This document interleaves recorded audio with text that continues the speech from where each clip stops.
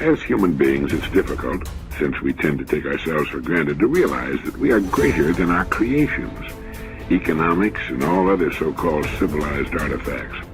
We have powers which transcend the things we've created. It takes something more, and that something more can be found in the statement that people are formed by their thoughts, that they become what they think. So we don't know where thoughts come from. We don't know how far down into your substructure the thoughts emerge. We don't know what processes of physiological alignment are necessary for you to speak from the core of your being. We don't understand any of that. We don't even conceptualize that, but I believe that you can feel that, and there's a lot of idea of alignment in psychoanalytic and clinical thinking. You're mostly dead wood. It's a shock. You know, and you might think, well, do you really want all of that to burn off? It's like, well, there's nothing left but a little husk, 5% of you. It's like, well, if that 5% is solid, then maybe that's exactly what you want to have happen.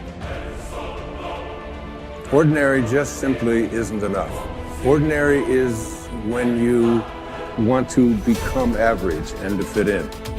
But to get to extraordinary, what you do is you have to consult the invisible place within yourself. And this is called your soul. The ideal of the soul is space, immensity. The one thing your soul needs is to be free. Free to expand and reach out and to embrace the infinite. Yes, the ideal of the soul is infinity. It is miserable when it is circumscribed and restricted. It is a fragment of the universal soul, which is infinite. And what we have to do in order to get to that place where we can take the keys and unlock the self-imposed prisons, or the prisons that we have given ourselves on the basis of what we have come to believe is our limitations, what we can and can't do. We have to let go of that. And I call it rewriting our agreement with reality. We literally have to make a whole new contract with what it is that I perceive to be what is possible for me. All things are possible. God never fails, and you are a piece of that which never fails. We can look at developing ourselves spiritually, physically, and mentally. With respect to our spiritual development, this may be a major or a minor issue for you depending on your values and your goals. But I think it's very wise for you and me to look at the spiritual side of our lives and decide what growth we want to experience here. Come to your own decisions as to what it will take to nourish your spiritual nature. There's another Bible phrase that says, take care of the outside for people and take care of the inside for God. People look on the outside and God looks on the inside.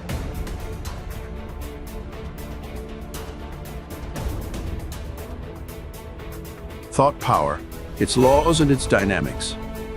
Thought, the architect of destiny. If the mind dwells continually upon one train of thought, a groove is formed into which the thought force runs automatically, and such a habit of thought survives death, and since it belongs to the ego, is carried over to the subsequent earth life as a thought tendency and capacity. Every thought, it must be remembered, has got its own mental image. The essence of the various mental images formed in one particular physical life is being worked out in the mental plane. It constitutes the basis for the next physical life. Just as a new physical body is formed in every birth, so also a new mind and a new booty are formed in every birth. Not easy is the act of explaining the detailed workings of thought and destiny. Every karma produces twofold effect, one on the individual mind and the other on the world.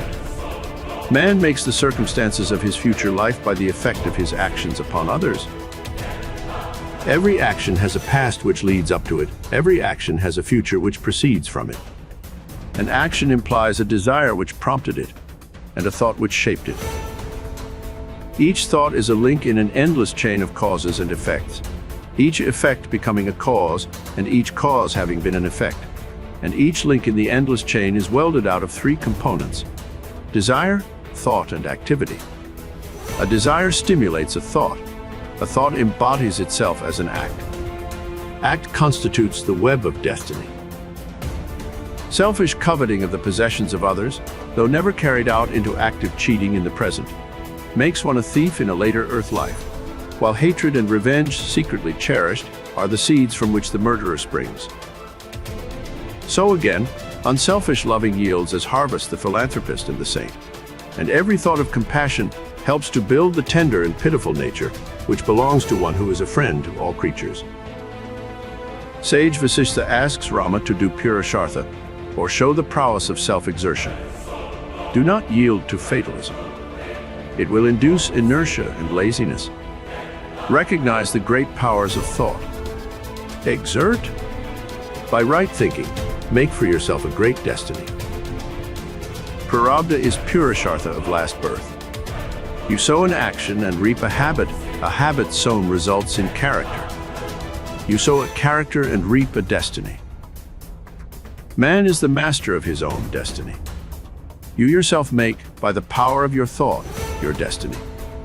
You can undo it if you like. All faculties, energies, and powers are latent in you.